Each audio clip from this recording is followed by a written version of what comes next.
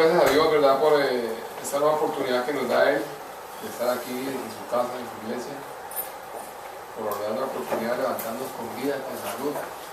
Recuerdo que hasta anoche yo no iba a predicar porque ayer no tenía voz, estaba totalmente afónico, ya estaba todo listo para que mi esposa me diera el mensaje el día de hoy. Pero por misericordia de Dios hoy me levanté con la voz un poquito, van a perdonar, soy un poquito afónico, pero mi misión es traer la palabra de Dios con el Señor. Entonces hoy vamos a hablar sobre un tema muy importante. Todos los temas que la palabra de Dios tiene son importantes, pero es un tema que está afectando la salud física, mental y espiritual tanto de los creyentes como los no creyentes. Es un tema que es algo como una epidemia que está llegando a la vida de los seres humanos y, repito, afecta la vida espiritual, física y mental de todo ser humano. Muchos dirán, no, pero es que eso es solamente para los no creyentes, pero desafortunadamente los creyentes estamos sufriendo mucho de ese mal. Y ese mal se llama, ¿qué? La depresión. Es un mal que está ahorita de moda. O sea, todo el mundo anda en depresión por las situaciones, por las crisis, por los movimientos que tienen que hacerse de un lado para otro, por los cambios de vida. Todo el mundo entra en depresión. Y hay una gran incógnita muy importante que se está presentando en las mentes de las muchas personas, y es el cuestionamiento de que si es posible que un creyente, que nosotros como creyentes entremos en depresión, sabiendo y conociendo todas las promesas que hay en la palabra de Dios. Esa es una incógnita que hay. La gente dice, no, pero ¿cómo un creyente va a entrar en depresión? Si él conoce las palabras de Dios, él conoce las promesas, él conoce lo que el Señor hace. Entonces, es importante, hermanos, que veamos que nosotros como creyentes también estamos expuestos a entrar en depresión. Ese mal no es solamente para los no creyentes. El hecho de que yo diga que soy cristiano no me da la libertad de que no pueda entrar yo en depresión. Entonces, yo deseo iniciar el día de hoy, esta mañana, leyendo la palabra del Señor en 1 Reyes 19, del 1 al 14. Pero antes de comenzar a leerla, yo quiero que tengamos en cuenta lo que dice la palabra de Dios en 1 Reyes, versículo 18. Yo creo que todos ya más o menos hemos estudiado y hemos leído la palabra de Dios y sabemos en qué estamos hablando. ¿Cuál es el capítulo? 1 Reyes 19, del 1 al 14. Esta palabra que vamos a leer hoy nos va a ayudar a contestar esa pregunta que hicimos antes y muchas otras preguntas tales como el saber si hay posibilidad que después de haber caído en la depresión nosotros podamos levantarnos, y no solamente levantarnos, sino que podamos superarnos y llenarnos de fuerza para continuar después de haber caído en el valle de la desesperación. O sea, esta palabra nos va a ayudar a nosotros y nos va a mostrar que no solamente tenemos nosotros la oportunidad de caer, sino que la palabra de Dios nos va a enseñar que así como nosotros caemos, la palabra, la misericordia y la bendición de Dios nos va a ayudar a salir de donde estamos, nos va a ayudar a salir de donde caímos, no solamente salir, sino que nos va a superar, nos va a volver a llenar de fuerzas y nos va a llenar a nosotros de vigor. ¿Para qué? Para continuar después de haber caído en el valle de la desesperación. Yo quiero que por favor, 1 Reyes 19, del 1 al 14, ¿alguien quiere leerla? Porque es que... ¿También? ¿De 1 al 14? Sí, por favor. Okay. En el nombre del Padre, del Hijo y del Espíritu Santo. Amén. Acab dio a Jezabel la nueva de todo lo que Elías había hecho y de cómo había matado a espada a todos los profetas. Entonces envió Jezabel a Elías un mensajero diciendo: así me hagan los dioses y aún me añadan, si mañana a estas horas yo no he puesto tu persona como la de uno de ellos. Viendo pues el peligro, se levantó y se fue para salvar su vida, y vino a Beerseba, que está en Judá, y dejó allí a su criado. Y él se fue por el desierto un día de camino, y vino y se sentó debajo de un enebro. Y deseando morir se dijo: basta ya, oh Jehová, quítame la vida, pues no soy yo mejor que mis padres. Y echándose debajo del enebro, se quedó dormido. Y he aquí luego un ángel le tocó y le dijo: levántate y come. Entonces él miró, y he aquí a su cabecera una torta cocida sobre ascuas, y una vasija de agua, y comió y bebió y volvió a dormirse. Y volviendo el ángel de Jehová, la segunda vez lo tocó diciendo, levántate y come, porque largo camino te resta. Se levantó pues y comió y bebió, y fortalecido con aquella comida, caminó 40 días y 40 noches hasta Horeb, el monte de Dios. Y allí se metió en una cueva donde pasó la noche, y vino a él palabra de Jehová, el cual le dijo, ¿qué haces aquí, Elías? Él le respondió, he sentido un vivo celo por Jehová Dios de los ejércitos, porque los hijos de Israel han dejado tu pacto, han derribado tus altares y han matado a espada a tus profetas, y solo yo he quedado y me buscan para quitarme la vida. Él le dijo, sal fuera y ponte en el monte delante de Jehová. Y he aquí Jehová que pasaba, y un grande y poderoso viento que rompía los montes y quebraba las peñas delante de Jehová, pero Jehová no estaba en el viento. Y tras el viento un terremoto, pero Jehová no estaba en el terremoto. Y tras el terremoto un fuego, pero Jehová no estaba en el fuego. Y tras el fuego un silbo apacible y delicado. Y cuando lo oyó Elías, cubrió su rostro con su manto y salió y se puso a la puerta de la cueva. He aquí vino a él una voz diciendo, ¿qué haces aquí, Elías? Él respondió, he sentido un vivo celo por Jehová Dios de los ejércitos, porque los hijos de Israel han dejado tu pacto, han derribado tus altares y han matado a espada a tus profetas, y solo yo he quedado y me buscan para quitarme la vida. Hasta el 14. Amén. Entonces, leyendo este capítulo, este pasaje nos narra un episodio más de la vida del profeta Elías, ¿verdad? Que este profeta es considerado como el profeta mayor del Antiguo Testamento.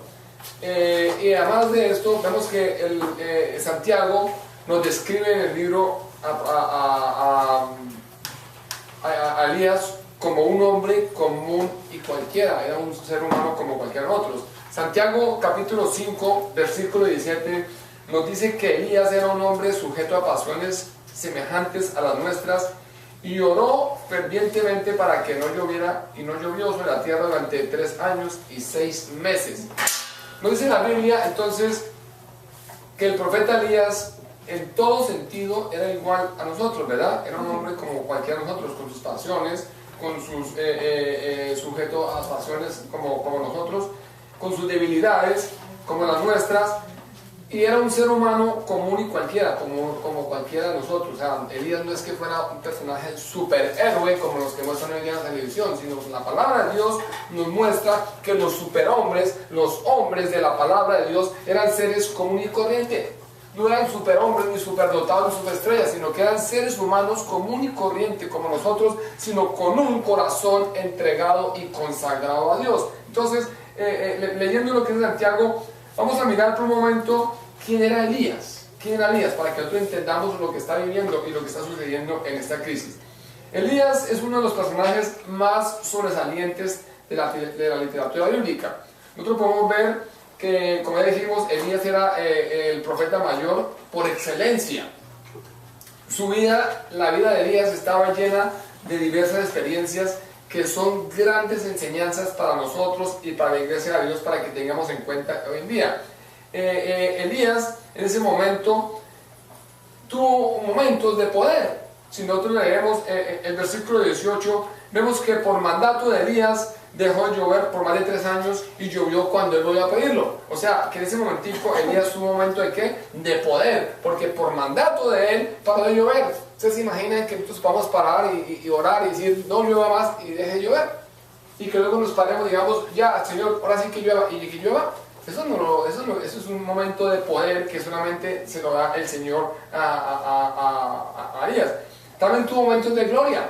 Veamos que en el Monte Carmelo, cuando él confrontó a Baal y a los 400 profetas, ¿qué pasó? Él los derrotó a manera contundente. O sea, que él tuvo momentos de gloria, tuvo poder y gloria. O sea, ese hombre estaba ungido por el Señor. Sin embargo, después de estas grandes victorias narradas en el capítulo 18, vemos el capítulo 19, leemos que vino el fracaso cuando cayó en depresión. ahí es donde voy yo a comentarles que sí es posible que un ser humano, que un cristiano, que un creyente caiga en depresión. No creas que porque estás deprimido es porque no eres cristiano. No, tú y yo como cristianos, como creyentes, podemos caer en depresión. En el caso de Elías, vemos que en el versículo 19, Elías llegó a tal grado de depresión, porque de acuerdo a lo que dice la Biblia, no solamente deseaba morirse, sino que él pidió la muerte. ¿Ustedes se imaginan? Después de que ese hombre tuvo la victoria de decir que no llovía y no llovió, y decir que llovió, después que derrotó a 450 falsos profetas, ya desearse morir, que desear que llegara la muerte. Entonces, ahora veamos por qué Elías llegó hasta este grado de muerte. Vemos que Elías primero tuvo un factor emocional. ¿Qué factor emocional que fue? La desconfianza en Dios. Primeramente fue la desconfianza en Dios. ¿Por qué? Porque Elías tuvo miedo de Jezabel. Si nosotros leemos 1 Reyes, versículo 19:1, dice: Acab dio a Jezabel la noticia de todo lo que Elías había hecho y cómo había matado a espada a todos los profetas. Entonces Jezabel envió a Elías un mensajero para decirle: traigan los dioses sobre mí el peor de los castigos, si mañana a estas horas no he puesto tu persona como la de uno de ellos.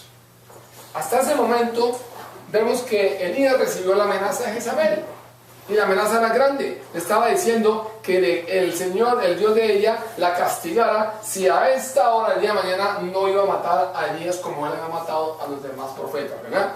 Entonces, lo primero que vemos fue que Elías tuvo desconfianza de Dios.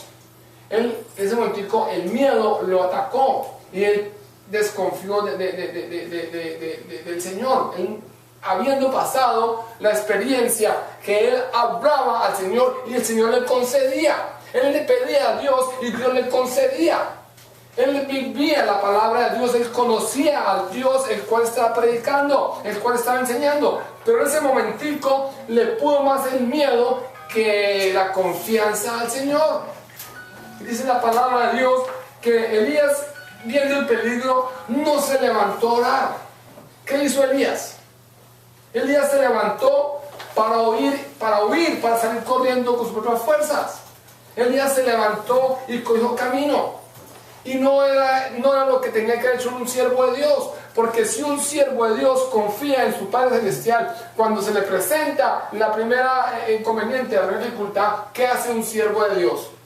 Se va de rodillas. Postrarse de rodillas.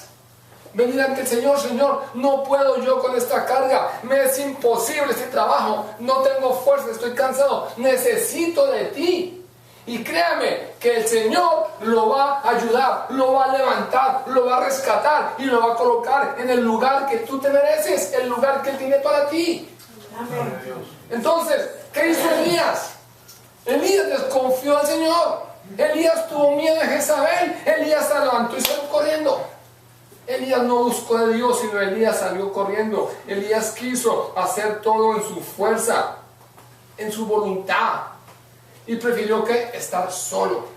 Dice la palabra de Dios que él dejó su criado en Berseba y se fue en un viaje de un día de camino al desierto de Parán. Hermanos, debemos de tener cuidado porque el aislamiento es el primer paso de la depresión. Créame, cuando tú estás entrando en depresión, lo primero que empiezas a hacer es aislarte, retirarte de tus amigos, de tus hermanos de la iglesia, de los más conocidos, porque tú quieres estar solo. Empiezas a aislarte y tenemos que tener cuidado, hermanos, porque el aislamiento es el peor de los enemigos de la estabilidad psicológica, que nos puede llevar ¿a dónde? Al suicidio.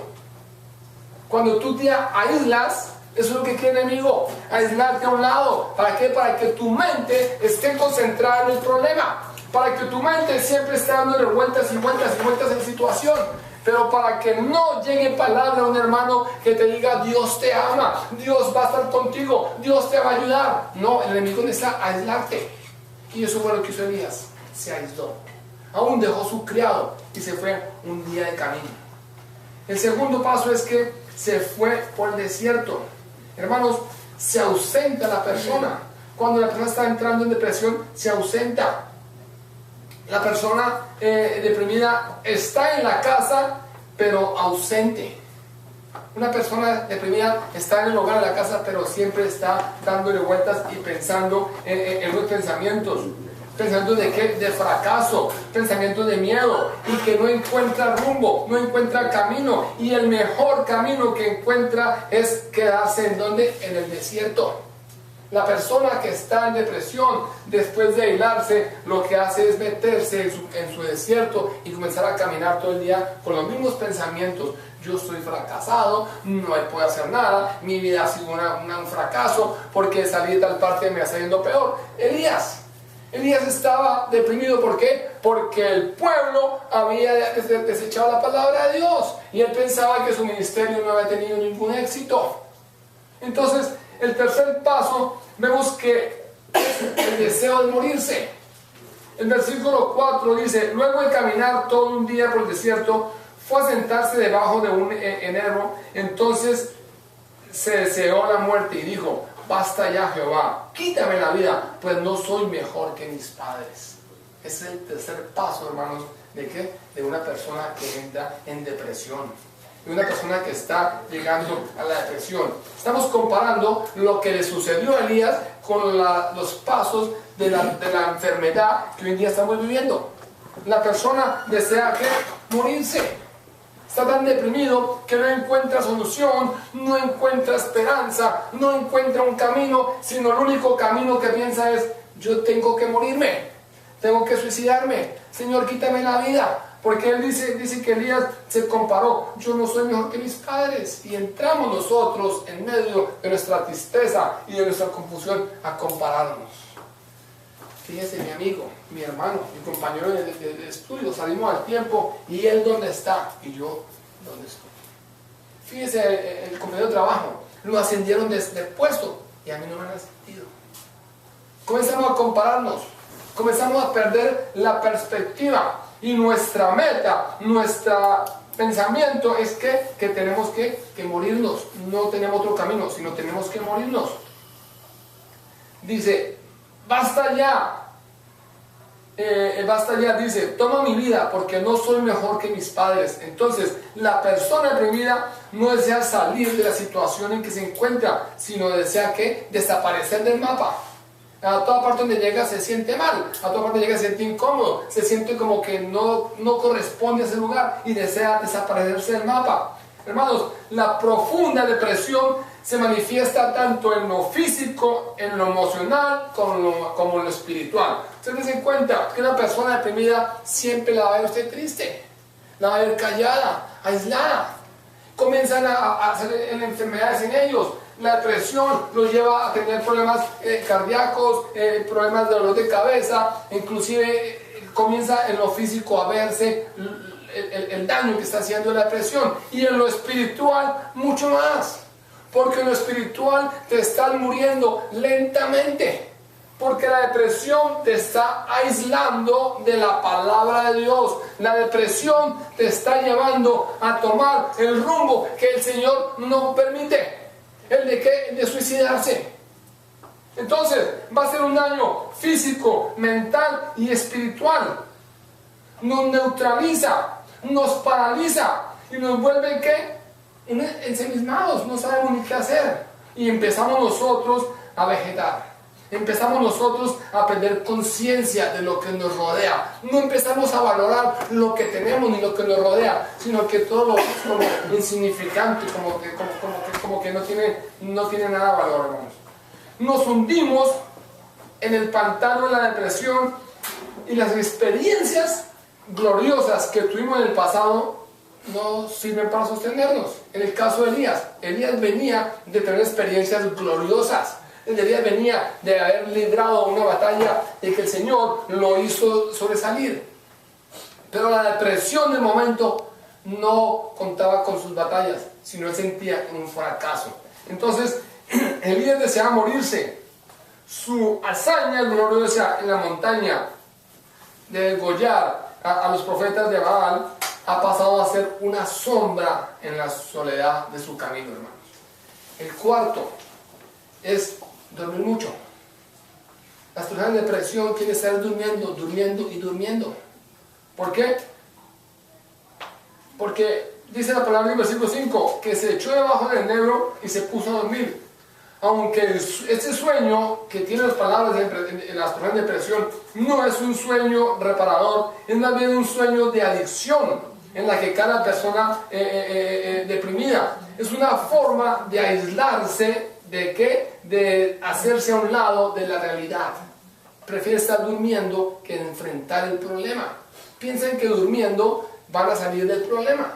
Yo me acuesto a dormir y cuando me levante ya ha pasado algo. Y esa no es la solución. El quinto paso, las personas deprimidas comen poco. Eso le pasó a Elías. El sueño reemplazaba el apetito. Cuando estamos deprimidos tendemos a ¿qué? A no comer. Y eso les pasa a las personas. Llegan a comer, no tengo hambre. Van a desayunar, no, es que no tengo hambre. ¿Por qué? Porque pierden el apetito. Ahora veamos algo en particular en la vida del profeta Elías y en la vida del apóstol Pablo. El apóstol Pedro. El apóstol Pedro caminó sobre el mar rompiendo todas las leyes de la lógica humana, ¿verdad? Todos sabemos que el apóstol Pedro caminó sobre el mar. Pero ¿qué pasó? Cuando el apóstol Pedro dejó de ver al Señor, ¿qué pasó? Se hundió. Cuando el apóstol Pedro desenfocó la vista del Señor, se hundió. Y eso es lo que yo digo que comparemos lo que le pasó al apóstol Pedro con lo que le pasó a Elías. Así le ocurrió al profeta Elías. Cuando él dejó de ver al Señor y vio el peligro que le amenazaba, la amenaza de Jezabel, es decir, cuando los siervos del Dios dejamos de enfocarnos al Señor, en el Señor Todopoderoso, en el Señor que todo lo puede, en ese momento nos hundimos, en ese momento entramos en pánico, así como Pedro se hundió, así como Elías salió corriendo, así nos pasa a nosotros. Cuando nos aislamos del Señor, cuando perdemos el enfoque que tenemos, es cuando nosotros entramos en depresión. Pero les aseguro que si Pedro hubiera seguido con el enfoque, con su vista puesta en el Señor, había caminado sobre el mar hasta el otro extremo. Si Elías no pierde el enfoque de Dios, ni se olvida del respaldo que Dios le ha dado, ténganlo por seguro que Elías no ha salido corriendo, sino que Elías se ha levantado ¿qué? A frentear, a guerrear la batalla que venía encima. Pero eso le pasa a los siervos hoy en día. Eso nos pasa a nosotros, que por la misma situación, por la misma crisis, nosotros nos desenfocamos, nos dejamos desenfocar y comenzamos a ¿qué? A hundirnos o comenzamos a ¿qué? A salir corriendo. Hermanos, ahora veamos cuál fue la respuesta de Dios a Elías. Si repasamos la lectura de los capítulos, vamos a darnos cuenta que Elías siempre se le reconoce a Dios todo lo que él pide, todo lo que Elías pedía, el Señor le reconocía, ¿verdad? El Señor le daba a Elías todo lo que él pedía. Ya fuera que le dijera que cayera fuego del cielo, el Señor le concedía. Cuando él armó el altar para hacer el holocausto, para demostrar al pueblo cuál era el Dios verdadero, del cielo cayó fuego. ¿Por qué? Porque Dios lo pidió. Cuando dejara de llover, el Señor también le concedió. Entonces, ahora está pidiendo ¿qué? La muerte. Tengamos en cuenta que Elías era un hombre que todo lo que le pedía al Señor, Dios se lo concedía. Pero en este caso, Elías le estaba pidiendo ¿qué? La muerte. ¿Cómo respondió el Señor? En este caso, el Señor, en vez de enviarle la muerte, lo que Dios le estaba pidiendo en su lugar, el Señor le envía un mensajero celestial con un encargo de llevarle ¿qué? Unas tortas y una vasija de agua. Vamos, ahí es donde yo quiero que lleguemos. El Señor sabe lo que tú necesitas. El Señor sabe lo que te hace falta en momentos de crisis, en momentos de soledad. El Señor sabe y reconoce lo que tú necesitas. Muchas veces nosotros deseábamos cualquier otra cosa, pero no, Dios sabe lo que necesitas para ese momento y eso es lo que te va a dar. Elías pedía la muerte y el Señor no le concedió la muerte. El Señor, por su misericordia, le envió un mensajero celestial y le llevaba tortas y una vasija de agua. Dice el versículo 6, pero el ángel le tocó y le dijo: levántate y come. Miró y vio a su cabeza una torta cocida sobre las ascuas y una vasija de agua. Comió, bebió y ¿qué? Y volvió a dormirse, porque no salías de su depresión. Entonces, 1 Reyes 19:7 nos dice que regresó el ángel de Jehová por segunda vez, lo tocó y le dijo: levántate y come, porque largo camino te resta. Dice el versículo 8, se levantó pues, comió y bebió, se fortaleció con aquella comida, anduvo 40 días y 40 noches hasta ver el monte de Dios. Acá yo deseo, hermanos, que hagamos un paréntesis para que meditemos en la respuesta de Dios. Para que si tú estás en ese momento pasando una crisis, una necesidad, una angustia, para que antes de que entres en depresión te des cuenta cómo responde Dios. Cómo responde al Dios que nosotros le creemos. Cómo responde al Dios que tú le crees. Dice que él deseaba morirse, ¿verdad? El Señor sabe lo que realmente nosotros necesitamos cuando estamos deprimidos, hermanos. Y a pesar de nuestras peticiones equivocadas, Él en su infinita misericordia nos envía lo que realmente necesitamos. No creas que Dios no te envió lo que tú pediste porque Dios no te quiere ni está en control. No, es que Dios envía lo que tú necesitas. No te va a dar más ni te va a dar menos, sino lo que tú necesitas. ¿Por qué creen que nosotros, los siervos de Dios, debemos de caminar según la palabra y no según lo que creamos? Porque si Dios me dice a mí: vete para Estados Unidos, comienza una obra y vas a empezar a trabajar, Él me va llevando paso a paso, paso a paso.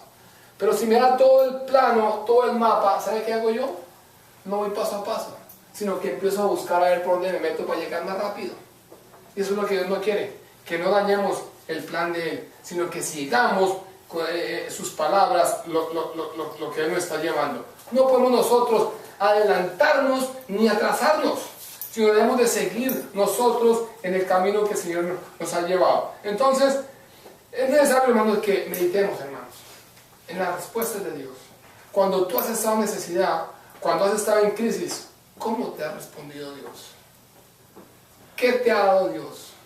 ¿Cómo te ha sostenido Dios? Amén. Cuando tú has estado en crisis de necesidad, ¿Dios ha llegado con la justa medida o ha llegado con menos, escaso? No, Dios ha llegado con lo que nosotros necesitamos, hermanos. Entonces, en ese momento Dios nos puede a nosotros contestar con un caluroso abrazo de un hermano.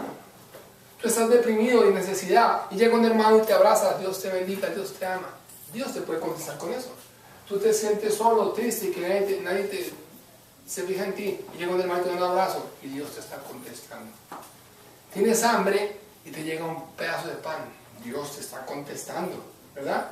Estás sin esperanza alguna y de pronto no es que se te prenda el bombillo, sino que Dios te coloca un camino, una esperanza. Dios te está contestando, te está dando una nueva oportunidad. Dios te está contestando. No es porque tú seas ágil o bueno, es porque Dios sabe lo que estás en necesidad. Entonces, en estos momentos Elías había perdido el contacto y la confianza y la intimidad con Dios, hermano. Y eso es lo que le da el real sentido a nuestra vida, a nuestro ministerio, el contacto con Dios. Tu vida no va a ser plenamente si tú no estás conectada con Dios. De nada sirve que tú seas un brillante profesional si tu vida no está conectada con Dios. De nada sirve que tengas un matrimonio supuestamente excelente si tu vida no está conectada con Dios. Nosotros vinimos a este mundo primeramente a agradar ¿a quién? A Dios. Y nuestra vida debe estar conectada al plan perfecto de Dios. Entonces, Elías en ese momentico estaba desconectado, perdió toda confianza y toda intimidad con Dios.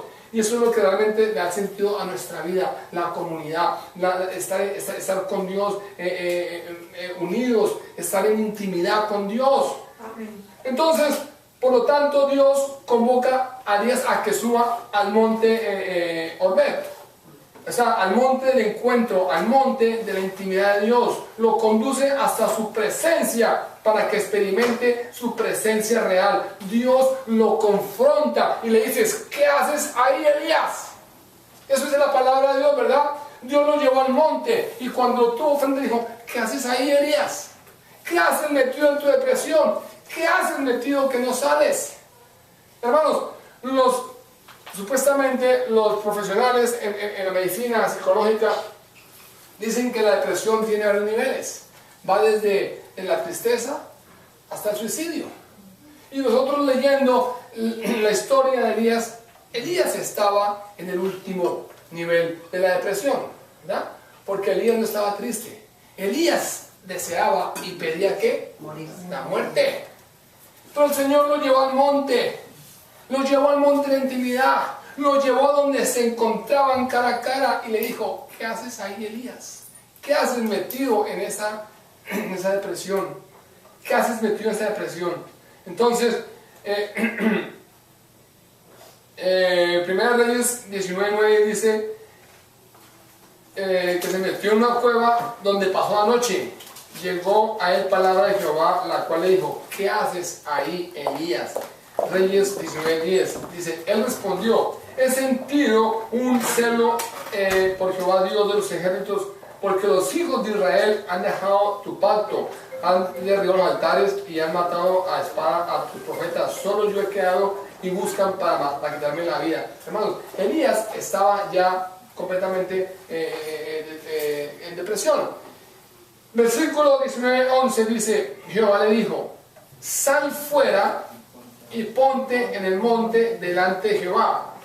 En ese momento pasaba Jehová y un viento grande, poderoso, rompía los montes y quebraba las peñas delante de Jehová, pero Jehová no estaba en el viento. Tras el viento hubo un terremoto, pero Jehová no estaba en el terremoto. Tras el terremoto hubo un fuego, pero Jehová no estaba en el fuego. Y tras el fuego se escuchó un silbido apacible y delicado.